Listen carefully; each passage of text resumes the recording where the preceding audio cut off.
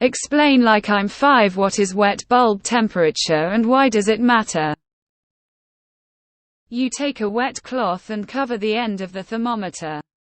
Then pass the air over it.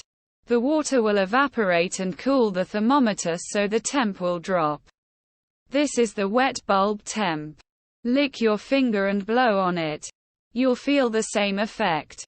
It is important because people sweat and cool themselves as the sweat evaporates. If the humidity is too high, water won't evaporate readily and you won't be able to cool down. You'll overheat and die. This is a bad thing. What makes it important is that it marks a point where heat and humidity get high enough that humans can't survive without a climate-controlled indoor environment. Because it's too humid for our sweat to work and too hot to survive without it. This point is becoming more common in countries worldwide. The wet bulb temperature is the coolest you can make the air by evaporation of water. So think of the wet bulb as the lowest temp you can cool your body down just by sweating. X200B. Do not confuse this with the wet bulb globe temperature WBGT, which is a measure of heat stress outdoors. When you sweat, the water goes into the air and takes some heat with it. If you cover a thermometer with a wet towel, it acts like how a person does when they sweat. We call this wet bulb because scientists used to cover the bulbs of thermometers with water. Humidity is how much water is in the air. If there's too much water in the air, sweat can't go into the air and cool you off and can't make the temperature of a wet bulb thermometer go down. This means that when it's too humid and too hot, the thermometer and you can't cool down. Wet bulb temp is the temp that a wet temperature bulb would read in free air. Assuming dry air, the wet bulb temp will be lower than the actual temp. If humidity is at maximum, that means the wet bulb temp will be equal to the actual temp. Let's say the wet bulb temp is above 100 F. Then this means that sweating will not cool you down and you will die. The wet bulb temperature is one of two thermometers on pyrherometer, an instrument to determine humidity and/or dew point. The air temperature is referred to as the dry bulb. The wet bulb has a wet cloth on it. When it at very dry low humidity and low dew point, the cloth evaporates, causing cooling. There will be a larger difference in wet bulb and dry bulb. It matters because it can tell a meteorologist if it will be muggy and if there is a chance of rain. An Earth Sci teacher. Our bodies generate heat constantly, requiring cooling. Our cooling system consists of sweat evaporating from our skin. Wet bulb temperature tells us how much we can cool ourselves off given a temperature and humidity. If it rises above 72 degrees, you are officially in the danger zone for heat illness. And if it rises above 85 degrees, you are now in the seriously fucked part of the danger zone. There is an important element to recognize here. This is a term that has only recently become common among the general population. Previous generations generally had no real need to understand this term as it really became a concern. Okay, I don't understand. I lived in NC when I was a kid. It gets hot and humid there. Like 100 F and 100 humidity.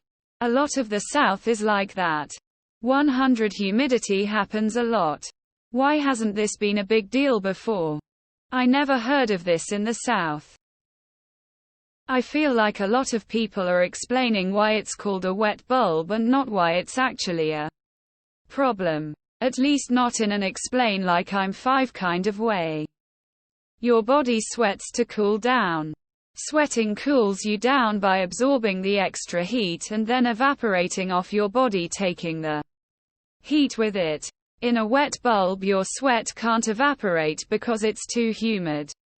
So you can't cool down. This specifically becomes a problem when the ambient temperature is too hot for people to survive without being able to sweat, which is when it goes from just being 100 humidity to being a wet bulb. I was raised in Florida and I have been living in Arizona for almost 20 years now. I have never heard of wet bulb temperatures at all. Ever. How new is this phrase? It's the lowest temperature you can achieve with evaporative cooling. Sweating. If it's equal to or higher than body temperature, you overheat and die of organ failure. It doesn't matter. WBGT, or wet bulb globe temperature, is the standard in which the military and some athletes measure heat stress outside. It combines the wet bulb temperature, or temperature taking into account humidity, along with solar radiation and wind to give a measure of how heat affects the human body. Your body uses sweat to cool itself via evaporating. If the environment you're in has too much moisture and humidity, this process won't work and you will overheat because of increasing body temperature. Say you can survive at 120 degrees and 0 humidity but would die if exposed to 106 with 100% humidity because your body cannot cool itself.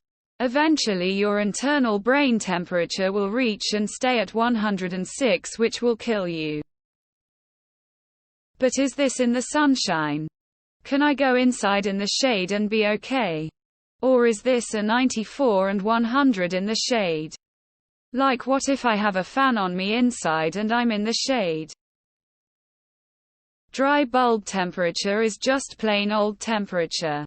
Pure heat. Wet bulb temperature is a formula based on heat and humidity, originally calculated from a thermometer wrapped in a wet cloth. Being hot is uncomfortable. We sweat to cool down. If the air is too humid, sweat can't evaporate and the same heat is even more uncomfortable. Perhaps to the point that it's bad for our health. It's a measure of when the air may cause you to overheat. It takes not only temperature but also humidity into account. Humidity is relevant because it affects your ability to remove heat via sweat. When the air has high humidity, it can overheat your body at lower temperatures than what temp dry air would need to be to overheat you. Hot weather bad. Hot dry weather acceptable. Hot humid weather very bad. Hot humid weather wet bulb 34C power outage for a week and everyone dead. How many cooling tower manufacturers made it into this thread?